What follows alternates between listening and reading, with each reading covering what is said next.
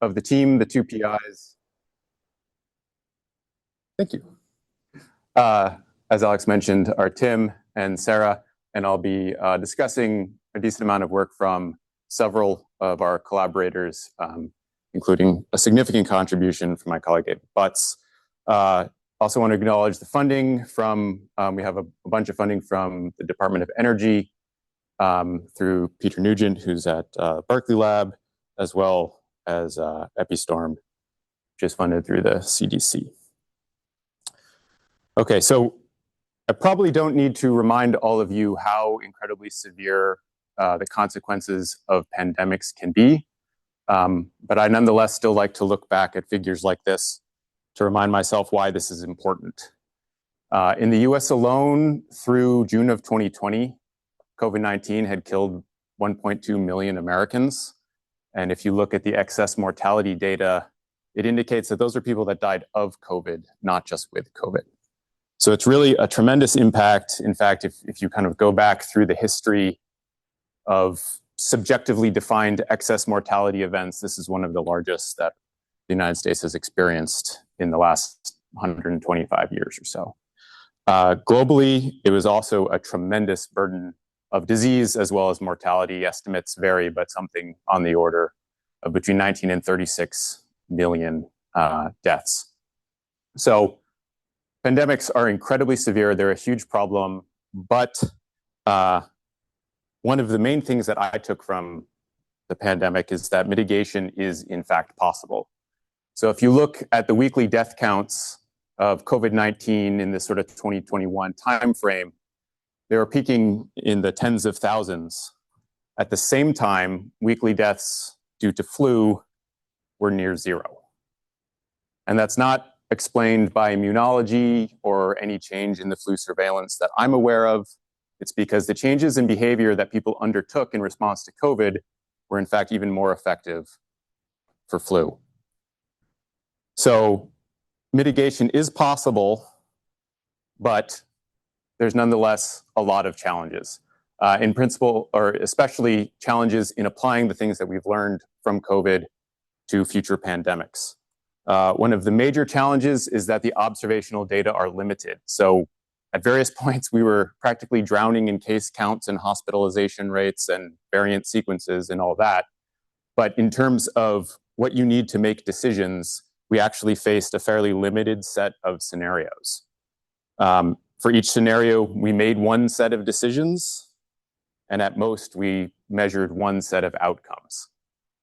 So in essence, it was just a long series of n=1 experiments, which poses major challenges in terms of extrapolating forward into the future for future outbreaks. And the observational data on their own do not actually at all address what we think is the most important question here, which is what would have happened if circumstances had been different, or what would have happened if we had decided to take a different set of actions? Could we have done better? So for example, what would have happened if, say, asymptomatic transmission was more common? What could we have done to combat that? If masking adherence was higher, what would have that allowed us to open up?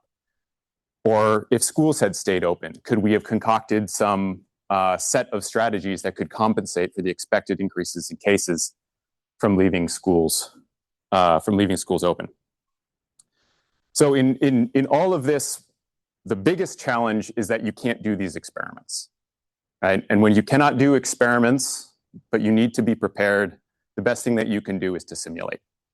This is true for lots of national security threats, hurricanes, wildfires, critical infrastructure failures due to hacking, and it's especially true for pandemics. And so that's where Epicast and tools of this sort come in. So Epicast is a large-scale agent-based model. It was originally, it simulates respiratory pathogen spread in the United States. It was originally developed in the early 2000s for smallpox and influenza, which were the major threats at the time. And as you might imagine, it was updated substantially during the COVID-19 pandemic. Since I joined the project in the end of 2023, we've undergone some major updates, which I'll be focusing on today in order to try and sort of maximize its utility in this context of sort of simulation and scenario modeling.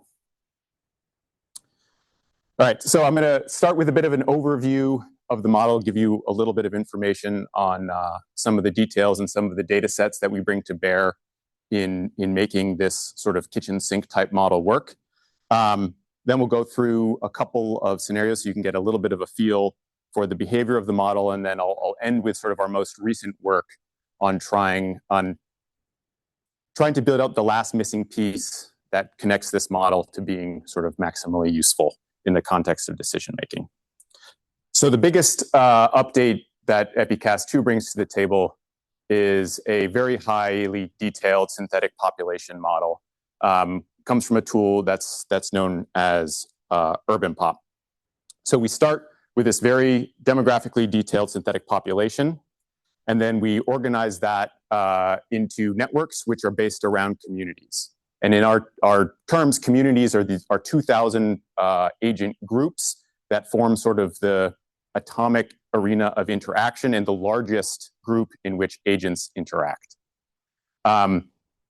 The network is further divided, or the network has two states, a nighttime state, which is centered around households, and daytime states, which are centered around work and school.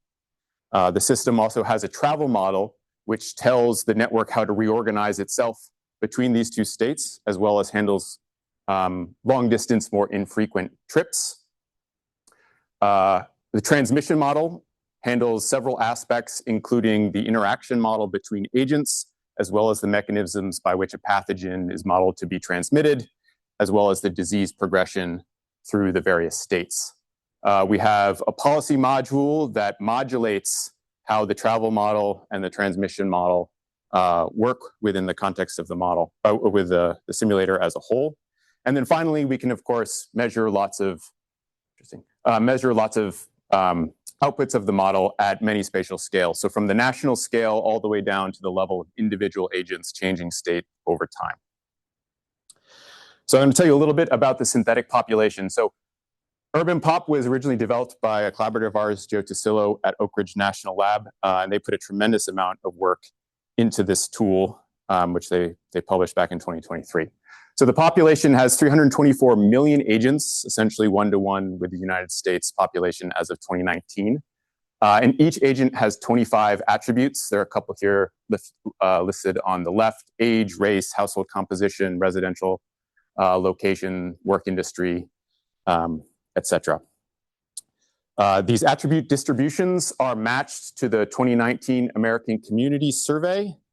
And so I'm going to use the state of New Mexico as a little bit of example to illustrate sort of the trick that Joe uses to make this synthetic population as accurate as possible. So firstly, he matches the marginal distributions of each attribute at the block group level. So that's very fine scale, which for the state of New Mexico, I've outlined here in black. And then the joint distributions of all attributes are matched at the PUMA level, so that's the public use microdata area. And for New Mexico, those are shown as these colored regions. So by simultaneously matching the marginals at a very fine spatial scale and the joint distributions at the finest spatial scale at which the data are available, which is relatively coarse, Joe is able to synthesize what is about as representative a population, a synthetic population of the United States as you can get given the census data. So I want to stress that this is not just matching household size and age, that because he's matching the joint distributions, we now have correlations between the attributes that are reflective of what's present in the population. So things like age, household size, employment industry, and race are properly correlated in the model. And so you can do things like calculate sort of a structural susceptibility and things of that nature. So as an example, in New Mexico, residents that identify as Native American tend to live in larger households than residents that identify as white. In addition to that, there's an effective household size on transmission likelihood. And this is actually from the simulator itself. So this is something that naturally falls out of the simulator. Larger household sizes tend to have higher infection rates. You put those two things together, and just as you would expect, Epicast shows an increase in infection rates among Native American agents, and that recapitulates what we saw in New Mexico during the pandemic quite well. And so all of that falls out for free from using UrbanPop. So we take UrbanPop and we organize it into a network, as I said, that has two states. The nighttime state, which is centered around residential location and also very important household composition, which is given to us by UrbanPop, so we get that largely for free. We do the work more on the daytime side, where most of the interactions are centered around work and school, including classrooms and what we call work groups, which you can think of as kind of the team with which you most closely interact with over the course of a day or week. And we bring a bunch of data to bear on the way that we construct these networks. I'll give you just a little flavor of that here. So for work networks, one of the most important aspects is, of course, the number of people you come in contact with, which in the model becomes essentially work group size. So a student that was working with us, Tom Harris, did a bunch of data fusion work to bring together a data set that reflects work group size for all 50 US states for a very large number of industries. This is actually just a small sampling of those. And what this means is that for an agent that happens to work in repair and maintenance, and we know the industry that every single agent works in, thanks to UrbanPop, if you work in repair and maintenance during working hours, you're going to be interacting with a relatively small number of people, whereas an agent that works in the hospitals is going to be working and interacting with a very large number of agents. And so we have this for essentially, every industry in sort of the 3-digit NAICS codes, if you're familiar with the details. We do a very similar thing for schools, as you might imagine, but instead using student-teacher ratio data. So I'm showing here just for the state of Florida, the overall student-teacher ratio data for each county. But we, of course, have this for every county in the United States, and not just the overall student-teacher ratio, but we have it broken out by different school types that Epicast models, including elementary schools, middle schools, and high schools.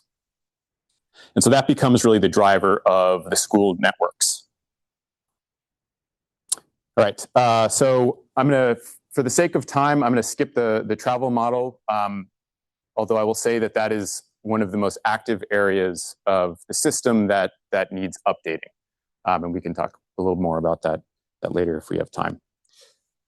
The transmission model, of course, is sort of the central driver of any infectious disease model, and I'll go through that briefly. So I've mentioned a lot of what we call venues: schools, workplaces, communities. We also have some that are a bit intermediate in size, neighborhoods, and such.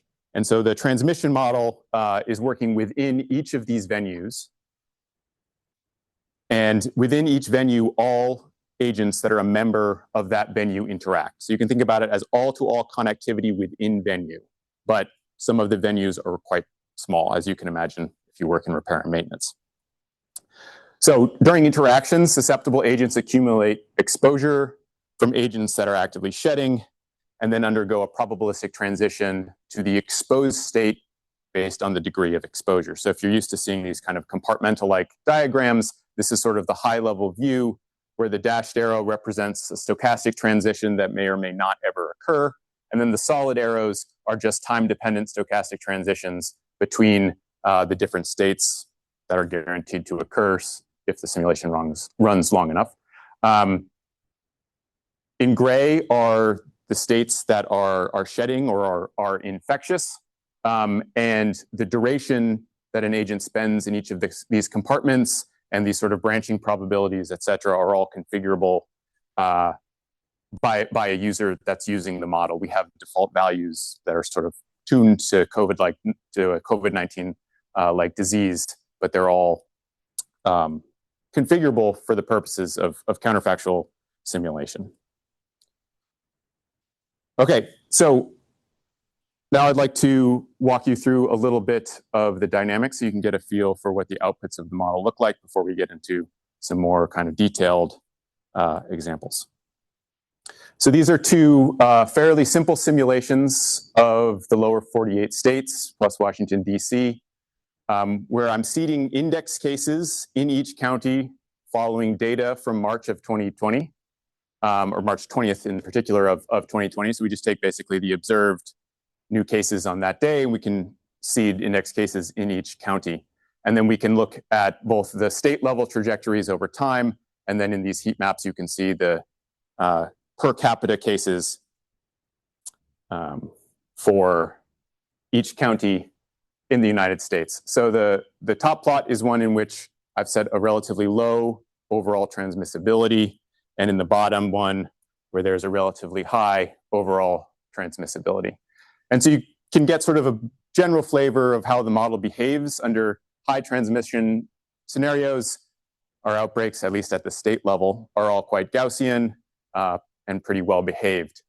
But this is really, 500,000 or 500 cases per 100,000 residents is a really big outbreak. So in New Mexico, for reference, the peak of COVID, maybe it reached 300 per 100,000 individuals. At sort of more useful transmission levels, we get dynamics that are often much more complicated, even at the state level.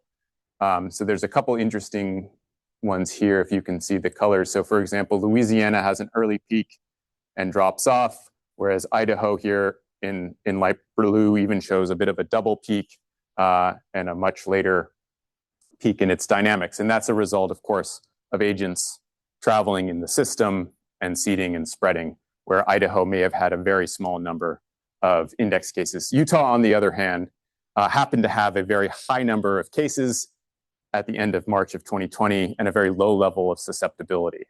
And so they have the biggest outbreak. So this is more a simulation that's a little bit more in line with things that we're interested in. So this is a counterfactual scenario where I'm going to seed 1,000 cases just in New York County here. And I'm going to seed 200 on each of the first 5 days. And then we can watch it spread through the rest of the Northeast US. And here, there will be no initially immune agents. So as, oops, not to complicate the picture. So you can see that it takes a while for it to take off, but once it does, it really starts to heat up and will spread right across Pennsylvania from east to west. And then you'll see this kind of wave of infections moving up the East Coast and ultimately peaking in north central Maine, something like 600 days or so after the outbreak initially started. So this is a relatively low overall transmissibility, but gives you the sense that the travel due to agents, and a lot of that is workers commuting to work, as well as long distance travel, is really capable of driving outbreaks in the sort of wave-like manner under these conditions across a fairly large geographic area. Okay, so that's sort of the basic overview of the model. And next, I want to get into some of the capabilities that are of most interest to us in terms of counterfactual scenario modeling and decision support. And that, of course, relies very heavily on our policy module. I won't go into details of how that works. Rather, I'm just going to walk you through sort of one counterfactual scenario, and we can get a sense for what the kind of the dynamics that the model can produce under these cases. So here we're just going to be focusing only on the state of New Mexico to sort of keep things simpler, but you'll see. So we're going to imagine an outbreak that's going to mirror COVID-19 again, starting at the end of March of 2020. We've seeded cases according to the COVID data. The epidemic starts to take off, and by day 90, it's reached about 35 or so per 100,000. And at this point, people would be quite concerned, and so we start to introduce restrictions. In this case, we're going to start off with moderate restrictions, which is going to be modeled as a 25% reduction in contact intensity.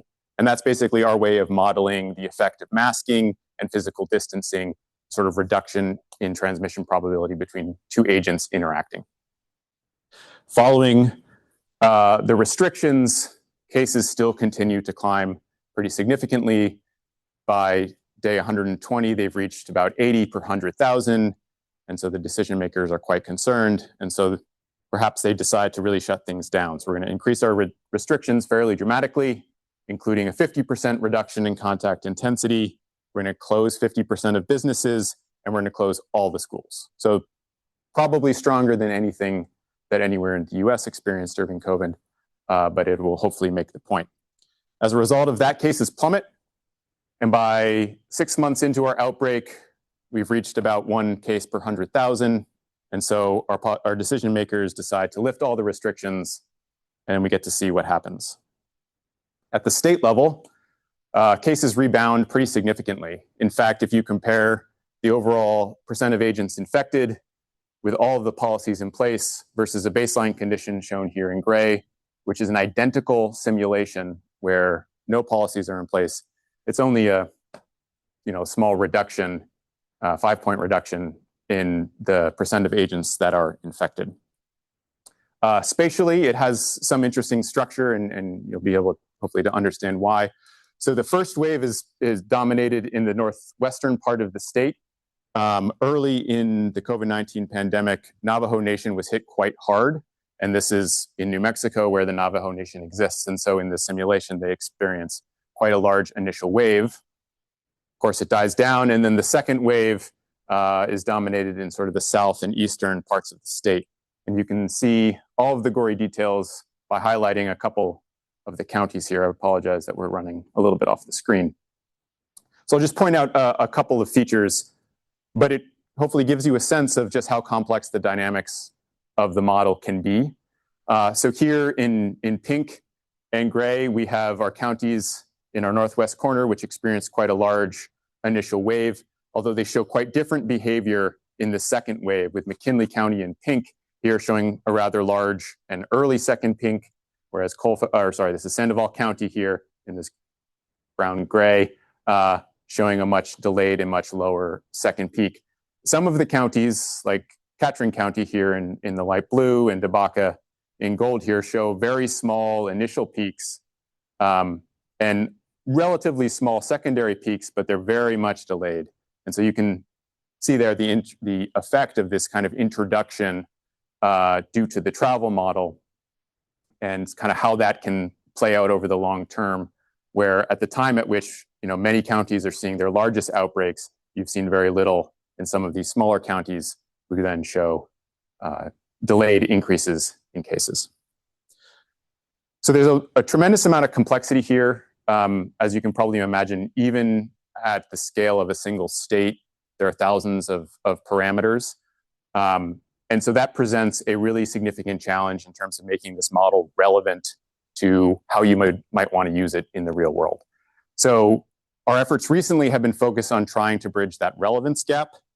And that work has been led by my colleague, David Butts, which is focused on calibrating Epicast via a transformer-based conditional inverse model, which he likes to call TSIM. So the goal of this work is to calibrate Epicast to data that it did not produce, of course. That could be historical data from, say, COVID-19, but you could also imagine calibrating it to a hypothetical scenario that you're particularly worried about and you want to explore mitigation strategies for. You could also perform calibration in so-called real time for an ongoing outbreak that you might want to ask questions about perhaps rank ordering mitigation strategies or something like this. So that's our goal. For our initial attempts at this, we're going to be using observed data from COVID-19. It's the best data that we have. But I think the capability is fairly generalizable. So the kind of broad outline for how we do this is we start by simulating a lot of training data where we can track the cases and the deaths as well as the parameters that we used. Then we're going to train our TSIM model with that simulated data. And then during inference, we ask it to produce parameters for Epicast based on the observed data. So it's going to spit out parameters or even posteriors of the parameters, which we can then take and run in Epicast. And we can look at, as the ultimate goal, the match with the observed case. And if the match is good, now you have a calibrated model that you can use as the baseline for further scenario exploration. So we'll go take you through TSIM at a little bit of a high level. So apologies for that bar up there. Can I? Oh, all right. I guess we cannot fix that. So TSIM is a conditional variational autoencoder of the model parameters. It's got a fairly complex architecture, but I think the high level is fairly straightforward. So its job is to reconstruct the parameters from the parameters, basically. So parameters come in. These are the parameters of Epicast that were used for a particular simulation run, and we want the model to give us parameters out.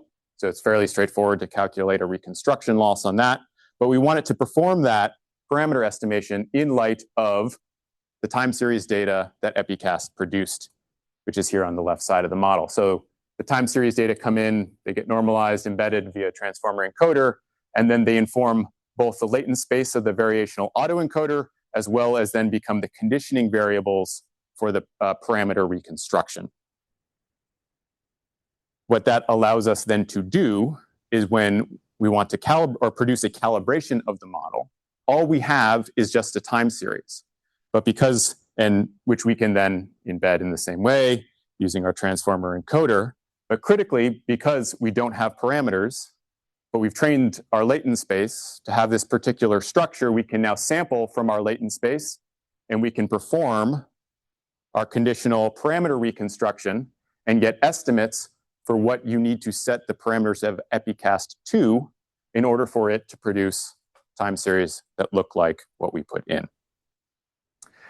Importantly, because it's variational, we get calibrated uncertainty out. I don't want to say for free, but we get it out as a result of the model construction. So you can simply, for a given set of time series, you can sample the latent space many, many times and get a distribution, the uncertainty of which reflects the uncertainty in the data that you trained it with. Okay, so to actually use this in practice, we first need to specify the geography that we're going to be working with. So for this example, we're going to do the whole United States and Washington, D.C., so all 324 million agents. We're going to pick a calibration target, which is going to be the second wave of COVID-19 in the United States, so October 12th through the middle of June of 2020 to 2021.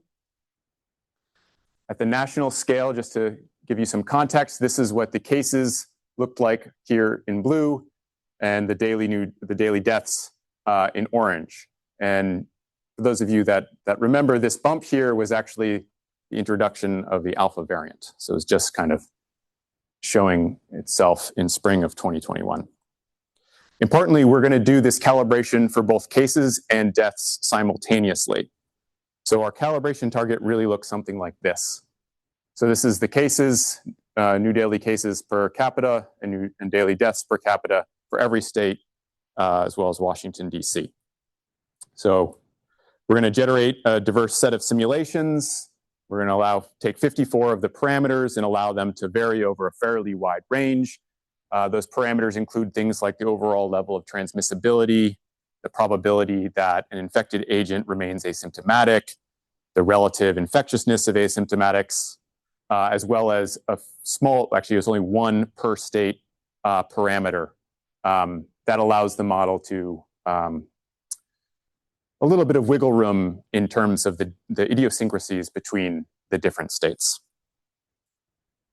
So we ran Epicast 2,000 times, generated a pretty diverse training set, which I'm summarizing here. So the distribution of the total epidemic size is this distribution up here in blue, with our calibration target is the vertical dashed black line. And so what we want really is just to have spanned our calibration target. We're not too worried about any sort of particular distribution. We just want to make sure that the calibration model, TSIM, gets to see a wide range of simulations. And likewise, the distribution for deaths here is shown on the bottom. So in this case, we're really looking for just a proof of principle, because calibrating agent-based models is very hard. We had previously done a calibration of a New Mexico only version of the model using just cases, just to keep things simple. And so this was kind of the step up from there, with our ultimate aims are substantially more ambitious. But this is a nice proof of principle. So once we have our training data, we can go through the process that I outlined previously, train TSIM, we take our observed data, push it through, we get estimates of the parameters, we can then run those and compare to the observed, which I'm summarizing here for 18 states on this slide. So 18 states that I've sampled evenly through the percentile distribution. So Oklahoma is the best fitting state by some definition. And then Hawaii down here was the least well fit. And so the median is going to be somewhere here between Missouri and North Dakota. So again, this is really a proof of concept for us, but we were pretty pleased with how this came out. So as I said, TSIM is a generative model, so you can, for a given calibration target, sample it many times. So there are 32 of these gray traces here, which represent 32 samples from TSIM's posteriors. But the way that the latent space of TSIM is constructed during learning, it forces the parameter posteriors to be Gaussians. And so what you can do is take a bunch of samples and then average each of those to get one maximum likelihood estimate for the set of parameters that TSIM thinks will produce the best fit. And that's the black line here. So the black line is not the average of the gray lines. It's actually the average. It's a single simulation of the average of each parameter's posterior. So we're pretty pleased with how this came out. There's a couple of systematic misses, if you will. A lot of those are because we've restricted Epicast to run in a fairly simplistic fashion because we want to keep this sort of under control as we're learning how to do this well. So for example, Michigan happened to have a very strong 2 waves in this time period, and Epicast under these conditions cannot reproduce that. It certainly can do multiple waves. I've shown you some examples even under simplistic scenarios, but we're effectively not giving it the freedom to produce that kind of behavior. However, I think its failure mode is actually pretty good. Likewise, under these conditions, Epicast essentially has to start from 0 for various regions. So we're always going to have a bit of a miss for states that happen to be sort of partway through their outbreak, like North Dakota is. And as a result, we get some misses in the timing. But I think overall, it's doing a fairly good job. As I said, we did cases and deaths simultaneously. So there's a couple of parameters that relate to disease progression that are going to control how infected agents go through the various hospitalization states, including ICU, ventilation, and we have probabilities that govern then the transition from there to death. So again, it's the same sort of layout as before, examples of 18 states with the best fit being Nevada up in the top, and Hawaii again happened to be the most challenging. In this case, we only allowed TSIM to tune a single parameter that directly affects the probability of death for infected symptomatic agents. So it doesn't have a lot of flexibility, but still was able to do a pretty good job, especially if you consider some of the noise in the observed data, like for Kentucky. So certainly not an easy task, but it's done a pretty good job. And really here, right, the goal is to end up with a calibrated baseline model that you could then go forward with to do scenario analyses. Just very briefly, I'll show you a couple of sort of large-scale overview figures. So on the top will be 4 days of observed data at various points throughout the simulation. In the middle is the simulated case counts. These are per capita. And at the bottom is just the simulated difference. And so you can see the places where we're making sort of systematic misses where we tend to under simulate early in the outbreak and over simulate, at least in certain geographic locations later in the outbreak. But overall, the trends are pretty good. Likewise, for deaths, where you can see we get this really quite nice fit in the Dakotas. But Epicast tends to overpredict deaths in New England later in the outbreak. And this was the second wave of COVID. So at least for some states, there were a lot of lessons learned from the first wave that were being used here. So if you kind of leaf through all of the data in their gory detail, you can see that not every state has a consistent relationship between cases and deaths and how those two relate to each other. So that's certainly it was a challenging thing for the model to account for under these conditions. So the last thing that I'll show you is that although we calibrated the model at the state level, in this case, we were recording the data at the county level. So we can look down at a finer scale and ask how well we did. So in this case, I'm showing rather than normalized by population, just as the log of the new cases. So the population is a confounder here, so you can't take it too seriously. But counties are very noisy if you normalize. Rural counties are very noisy if you normalize with the population. But you get the sense that we're really able to capture kind of the broad pattern of this outbreak quite well, despite the fact that we calibrated the model at the state level. Okay. So with that, I'll start to wrap up. So hopefully I've demonstrated that Epicast is a demographically detailed platform for simulating respiratory pathogen spread in the United States. Features a number of improved capabilities that we think will really be effective in scenario planning and decision support, including a highly detailed representative synthetic population, data-driven network travel and transmission modules, as well as a hypergranular policy module that form the basis of being able to specify counterfactual scenarios. With TSIM, I hope you're convinced that it can be calibrated to real-world scenarios at a national scale. And this will enable counterfactual scenario exploration and epidemic response planning in a manner that is rooted in the observed dynamics of real-world outbreaks. So with that, I think I'll stop and take questions if you have.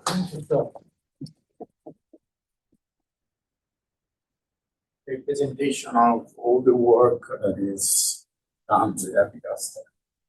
So, check first if there are questions on the chat on Teams. Is there any question?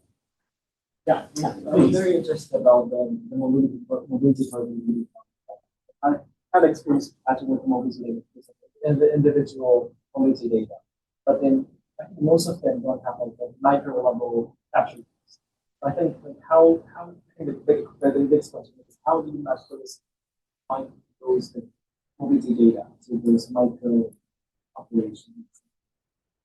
Yeah, so the best that we have right now is at its core, it's track-to-track worker flows. And the real weakness there is that those flows are not conditioned by industry, which is what we would like to work towards. So this is just like a quick representation of what it looks like for the sort of north central New Mexico. So these are just inflow, or it's net flow for each tract, with the counties kind of highlighted in black. So it gives you a sense of, for this region of New Mexico, kind of what the work-related commute patterns are. The thing that I'll point out, which is fun, is this very, very bright red county here happens to be where Los Alamos National Lab is located. And it shows an influx of something like 12,000 people a day, which I can verify is about right on. So these data come from Census Bureau. It's the loads, I forget what it stands for now.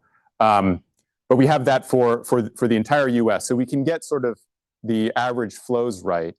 But the challenge here is that it's not conditioned by industry. And so there are places where there are no hospitals where the model might be sending medical workers. And that's kind of a significant shortcoming that we would dearly love to address.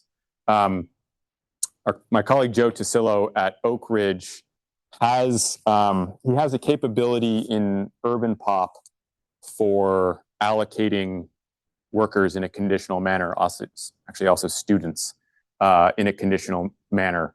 The challenge there is it just does not, his current version does not scale well. So he can't do it for the full US. So I have examples of that for New Mexico, as well as a small snippet of California. But thus far, producing that kind of a product for the entire US has not been possible. But that would be a really significant improvement, because that allocation of workers and students is then what forms the basis of then work groups and school groups, which dominates the kind of daytime interactions and transmissions. So that's something that we would really, really like to get. Yeah, we also have a lot going on in the long distance travel model. Yeah, perhaps those are details maybe best taken offline, but that is definitely something where we are actively looking for ways to improve. People are interested in collaborating.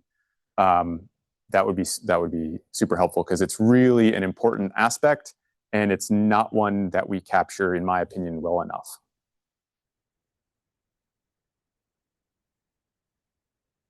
You mentioned that there's 54 dynamics. So we allowed 54 parameters to vary in this set of training data. So for this particular calibration, we allowed 54 parameters to vary. And this is a full US model, so if you were to count up the number of free parameters, it's in the thousands. Like, the total possible free parameters are in the thousands. Yeah, one question there is a follow-up. Are you using also for instance, an infection hospitalization rate and the mortality rate as free parameters, or you get those from the? Good question. So there's certainly parameters that you can tune. We have default values that we've taken from the literature. Like, basically every parameter has a default that is sort of roughly hand-tuned to what you see in COVID or a COVID-like pathogen. For this particular calibration, we have one parameter that sort of broadly scales up or down the probability of symptomatic agents becoming removed, dying. We have under the hood, there's sort of a whole table of probabilities of different age groups over time as they're hospitalized to transition to that state. For this calibration, to keep it simple, we have one number that scales those probabilities up or down that TSIM then has a handle on. But in general, those are all parameters that a user can configure, because we want to be able to support, a wide variety of pathogens and diseases. I think, did you have another piece of your question? Yeah, I was just like, so with your calibration here, did it tune all 54 parameters, like the 2048 runs, and you were able to bring identifiability between the parameters? That's a good question. Yes, so there is definitely identifiability problems, and basically TSIM does the best that it can, and in this case produced, pretty good match, if you will. But there's that's actually a quite important point. So some of the parameters have sort of trivial relationships to each other, like the probability of being asymptomatic and the infectiousness of asymptomatic agents, right? If that probability is 0 or 1, or if the probability is 0, then the other one doesn't matter, et cetera, et cetera. So there's a couple of sort of trivial things like that. There's places where, of course, that can get you into trouble. For a proof of concept, we're not too worried about that here. But in sort of deploying this, if you will, that is something we're concerned about, because you could imagine if it trades them off in the wrong way, right? You could end up producing predictions that, so you have your set parameters from calibration, and now you want to change some of them in your scenario. Well, if you had taken a different trade-off, as you change them, you might get a different result than the trade-off that it landed on. And so you can end up with things that are quite different in places where you thought they would be similar. So yeah, that is definitely a outstanding issue here. We have some ideas about how to deal with that. Our current goals, there's some generalizations of this kind of TSIM approach that we think are pretty promising. Basically, you can you can you do your conditional reconstruction conditioning on many other things, things that you might have priors about, that can then help you resolve some of those issues, or at least resolve them in the direction that allows your results to be maximally relevant, I should say. It doesn't fix the problem, right? It just pushes you into, one sort of local minima, but it's the one that you want to be in, if you know a lot about the parameters, or can capitalize. When you're using you get the parameter posteriors, and you don't use the joint distribution. You use, when you sample your trajectory, you just randomly sample independently these posteriors, or No. you use the joint? Yeah. So I apologize. It's a good point. This is a little bit misleading, because really, when you do inference, you're sampling from a 70-dimensional PDF, and so what you get out is that one draw of that 70-dimensional vector. Now, because they're all Gaussian, to get the maximum likelihood, I can average the marginals. Yes. Yes. When you reconstruct the trajectory in the model, you extract from the 76 dimensional. Exactly. Yeah. So, So it like so like these gray lines are simulations. So I basically pulled out, I think we pulled out 1,000 samples, so 1,000 70-dimensional samples, and then picked 32 at random and ran those, and then took the average over all 1,000 samples and ran that. And that single run is the black line. That's kind of the maximum likelihood. But these 32 represent 32 independent draws, generations from TSIM.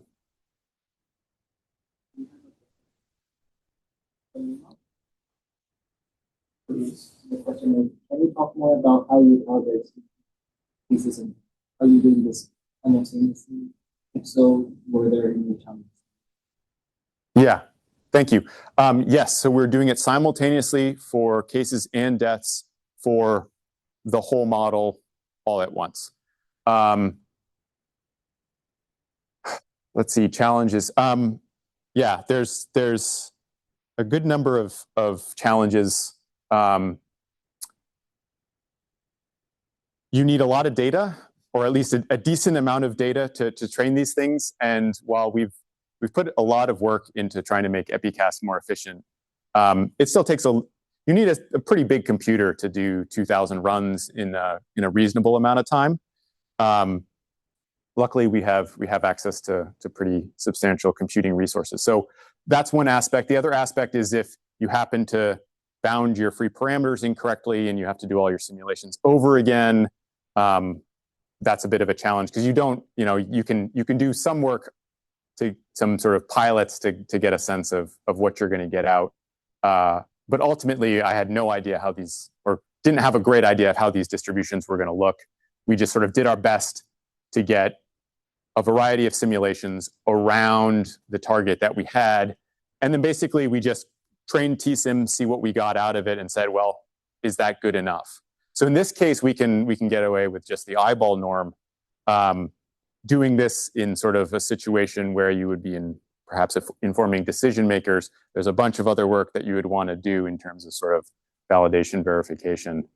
But yeah, I will say that the TSIM model works surprisingly well, which you occasionally run into in these kinds of deep learning models.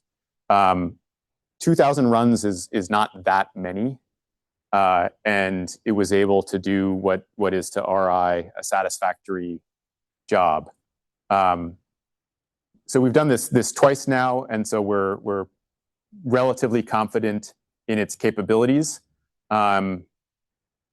And some of kind of the obvious next steps are really sort of opening up more of these parameters for calibration. Can you do the full United States at the county level, right? We've fixed the initial conditions here. Well, can you learn the initial conditions? That's going to require a lot more simulations. But if you can build the model right, our hope is that you can basically train it once, and then it can produce then a calibration for essentially any pathogen disease that Epicast is capable of modeling. So essentially an inverse model that has the equivalent capabilities as the forward model. But that's still a work in progress. This is great.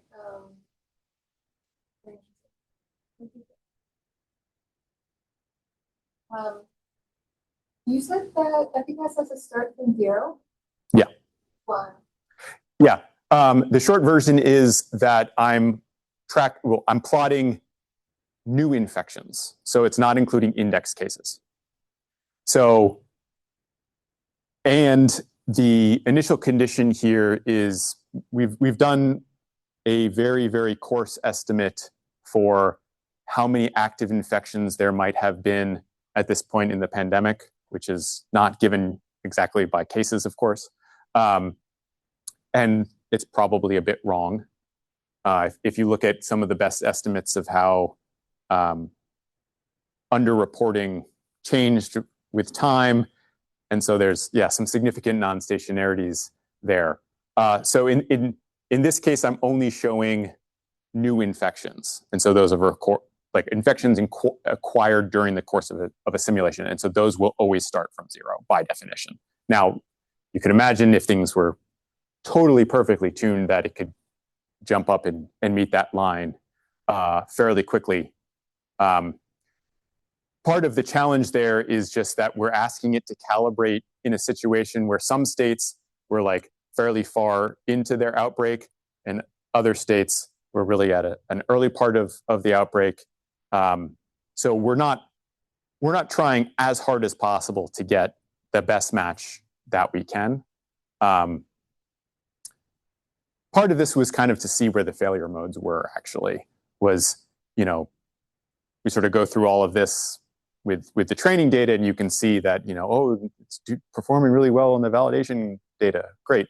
But, how does it do when we actually throw at it some like much noisier, weirder data that the model has never seen anything like this. And so it was an open question of, okay, what is it going to produce?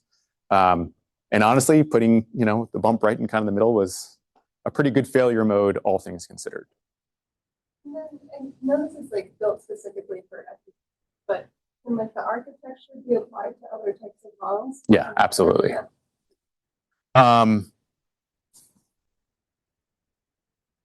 Because I'm really interested in this. Next. Yeah, Was my question too. Yeah. Model, so we can calibrate each state independently. Thinking about calibrating that population. So it'd be really interesting to see what this could do. This we can take offline. Perhaps. Yeah. Yeah. So and discuss it. Yeah, but we have, in a sense, in our case, much less parameters if you want. Yeah. With similar input, everything would be very similar. The space would be simplified. So I'm sure there are other questions, but I go for one that is more out of it's a bit of a curiosity. Because I would say you are calibrating on both the cases, the new cases and the new deaths. The issues that the new deaths, there are the issues of delays, etc., that perhaps you consider. And for cases, there is something that always has been a problem in general. That is the fact that the level of testing has changed so much that the number of new cases is something that has not a direct relation with the deaths in some cases. Yep. How you deal with that? Because you're constraining on both curves at the same moment. You get into a situation where there is a friction. Yes. The deaths would go down while you. So how you. Yeah, and I think that's like exactly what is happening, especially in like Washington and New Jersey. The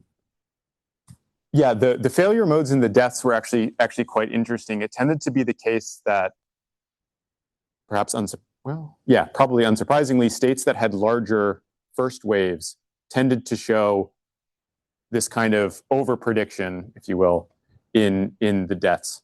In this version, we are forcing TSIM to fully deal with that tension, and we're really not helping it at all. And of course, that's going to change over time. That's going to be different from state to state. And we're essentially effectively, implicitly treating the observed cases as sort of a ground truth, which of course they're not. So for this calibration, we're mostly not dealing with it at all, largely in order to just sort of see what we get out of it. If, to get kind of the best fit that you can, you're going to need to deal with it. But we were actually quite curious how well it would do and where those failure modes would be. Going forward, of course, there are parameters that we can open up in Epicast to allow TSIM to dial them in that can produce these sort of state that can account for some of the idiosyncrasies between the different states. But ultimately, the tension really comes down to that what I'm sort of plotting here from Epicast is sort of the ground truth that with respect to Epicast, whereas what the observed cases are not the ground truth with respect to the actual outbreak. And so, of course, you could put on some kind of sampling model on top, and there are data that I think they're good enough to infer. Both data inputs, for instance, if you try to calibrate only on the deaths, what the model will do. You have 50 states. Probably you have more parameters than states, but I don't know, you can reduce a little bit. Did you try to do something that was? Yeah, no. So we haven't tried only calibrating on deaths. Because of the idiosyncrasies between the states, I would not expect calibrating on deaths to do a super good job of then predicting cases, because I shouldn't say each state, but many states had these very unique relationships between cases and deaths, at least at this point in the pandemic. So I think probably the best thing to do is to free up sufficient parameters such that the calibration model can kind of tune that cases to deaths transformation for each state. Now, if you allow it to do that, it's going to need to know what the cases are. But you could imagine that maybe deaths is actually a better reflection in some sense of what was actually happening than cases are. Some people definitely subscribe to that idea. And yeah, that may well be true. And there's other data that I believe are available with respect to deaths, like broken down by age and a couple of other demographic factors. And of course, because we know the age of every single agent dies in the model, right? We can ask TSIM to calibrate, right? The TSIM is, I guess, to answer a previous question a little bit, is totally general. So it really doesn't care. It's just doing a basically conditional reconstruction. It can be reconstructing anything, and you can be conditioning on anything. It does, like, it could be an image, it can time series, or just arbitrary variables. But part of the beauty of the transformer is it doesn't care, right? It'll learn the correlations if they're there and make use of them if they're there. So that is in fact super general, but you could use as your target and as part of the training deaths broken down by age, and that may give you sort of enough specificity that either the cases fall out for free, or maybe you just include essentially a column that's just like the overall case count as opposed to the actual time series, and see how good you can get from there. Because like you're right, that relationship is obviously very lawful, and so you'd expect to be able to learn one from the other. But we haven't gone all the way down that. That's a really interesting direction. Any other question? Is there anything else on there? Okay. So I think in the interest of time, because we are 10 minutes over, so thank you very much, Scotty. Thank you. Cool. Thank you.